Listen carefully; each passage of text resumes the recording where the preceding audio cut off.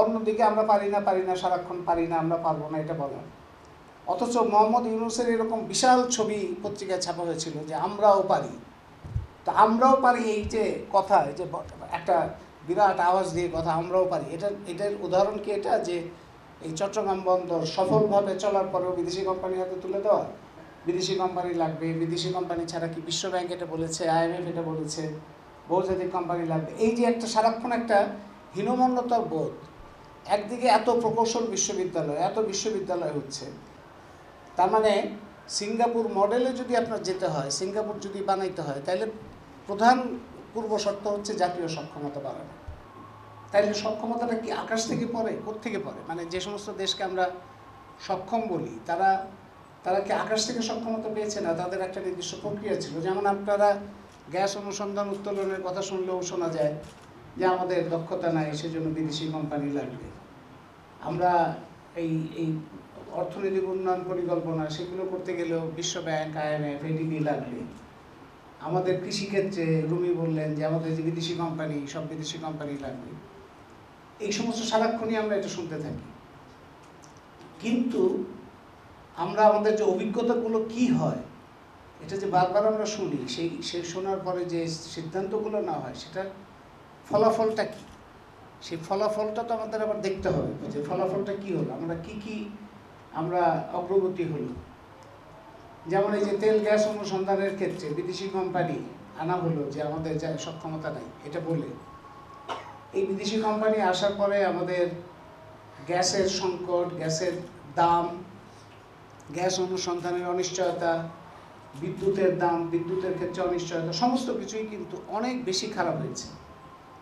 আমাদের আর্থিক ক্ষেত্রে খারাপ হয়েছে, আমাদের অন্যান্য ক্ষেত্রে খারাপ হয়েছে। এবং সবচেয়ে বড় কথা হচ্ছে যে জাতীয় একটা আত্মবিশ্বাসের ব্যাপার থাকে। আপনি জাতীয় সক্ষমতার সাথে জাতীয় আত্মবিশ্বাসের সম্পর্ক আছে।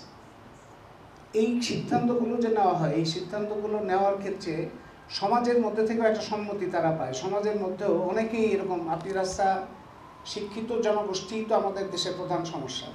এই শিক্ষিত জনগোষ্ঠীর মধ্যে আপনি এই কথাটা শুনবেন যে না, আমরা তো পারি না, আমাদের সক্ষমতা নাই। এই কথাটা বারবারই শোনা যায়। এই যে সক্ষমতা নাই, এই কথাটা বলার তাইলে সক্ষমতাটা কি আকাশ থেকে পড়ে, কোত্থেকে পড়ে? মানে যে সমস্ত দেশকে আমরা সক্ষম বলি তারা কি আকাশ থেকে সক্ষমতা পেয়েছে না? তাদের একটা নির্দিষ্ট প্রক্রিয়া ছিল। যেমন আপনারা গত সরকারের সময় এবং এই সরকারের সময় একটা কথা অনেকবারই শুনেছেন, মহেশখালী, মাতারবাড়ি গিয়ে কিংবা কক্সবাজারে গিয়ে কিংবা চট্টগ্রাম বন্দর নিয়ে এই প্রসঙ্গে বলা হয়েছে যে আমাদের সিঙ্গাপুর বানানো হবে। সিঙ্গাপুর বানানো হবে কথাটা যখন বলা হয়, তখন তো এই কথাটা প্রশ্নটাও মাথায় আসা উচিত, সিঙ্গাপুর কিভাবে সিঙ্গাপুর হয়েছে? সিঙ্গাপুর হয়েছে কিভাবে সিঙ্গাপুর? কিংবা ইউরোপ কিভাবে ইউরোপ হয়েছে? তারা কি এইভাবে টেন্ডার ছাড়া, মানুষের কথা না শুনে, বিদেশি কোম্পানির হাতে তার সমস্ত সম্পদ ছেড়ে দিয়ে সিঙ্গাপুর হয়েছে? কিংবা ইউরোপ কি সেভাবে ইউরোপ হয়েছে? কিংবা যে আবুধাবির এই যে কোম্পানি আসবে এখানে, এই আবুধাবির বন্দর ব্যবস্থাপনা কি তারা বিদেশি কোম্পানির হাতে ছেড়ে দিয়েছে? আবুধাবির এই কোম্পানি কি বিদেশি কোম্পানি না আবুধাবির নিজস্ব রাষ্ট্রীয় প্রতিষ্ঠান?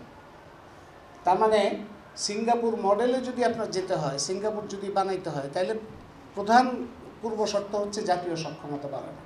সিঙ্গাপুরের সমস্ত কিছু সিঙ্গাপুরের জাতীয় সক্ষমতার ভিত্তিতে পরিচালিত হয়। এখন আমরা এই যে জাতীয় এই কাজগুলো করার একটা কাজ তারা করেছে খুব সফলভাবে, সেটা জাতীয় একটা হীনমন্যতা তৈরি করা হয়েছে, যে কারণে শিক্ষিত জনগোষ্ঠীর মধ্যেও সারাক্ষণই একটা আমরা কি করে পারবো, আমরা পারি না, এটা বিদেশি কোম্পানি লাগবে, বিদেশি কোম্পানি ছাড়া কি বিশ্ব ব্যাংক এটা বলেছে, IMF এটা বলেছে, বহুজাতিক কোম্পানি লাগবে, এই যে একটা সারাক্ষণ একটা হীনমন্যতার বোধ। একদিকে এত প্রকৌশল বিশ্ববিদ্যালয়, এত বিশ্ববিদ্যালয় হচ্ছে, অন্যদিকে আমরা পারি না সারাক্ষণ পারি না আমরা পারবো না এটা বলা। অথচ মোহাম্মদ ইউনূসের এরকম বিশাল ছবি পত্রিকায় ছাপা হয়েছিল যে আমরাও পারি। তো আমরাও পারি এই যে কথা, এই যে একটা বিরাট আওয়াজ দিয়ে কথা আমরাও পারি, এটার উদাহরণ কি এটা যে এই চট্টগ্রাম বন্দর সফলভাবে চলার পরেও বিদেশি কোম্পানির হাতে তুলে দেওয়া? এটা কি আমরাও পারির লক্ষণ?